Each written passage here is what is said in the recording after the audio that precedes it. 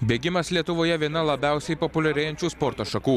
Būtent tokiu būdu organizacija Gelbėkit vaikus nusprendė surinkti pinigų Lietuvos ir Zambijos vaikams. Prie šios idėjos jungiasi visos Lietuvos mokyklos. Vilniaus Versmės katalikiškoji gimnazija pirmoji surinko savo vaikus ir Pasakų parke surengė šventę, kurios pagrindinis akcentas – solidarumo bėgimas.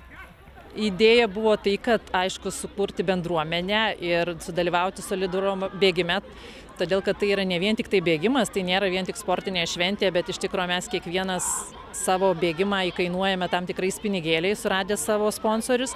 Tai ir buvo mūsų tikslas dabar mums paaukoti ir sudalyvauti toje šventėje. Dalyviams ir organizatoriams atminimo diplomus įteikė olimpinis čempionas, disko metikas Romas Ubartas. Jis sakė, kad dalyvauti tokiose akcijose jam yra didžiausias malonumas.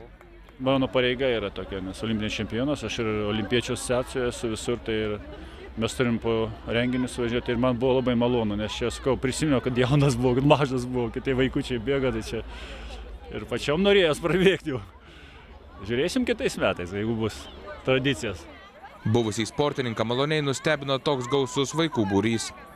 Vaikas jau žino, kad galima ir kažkim kitiem padėti ir kad reikia padėti, kad gyvena kažkas tai dar blogiau negu jie.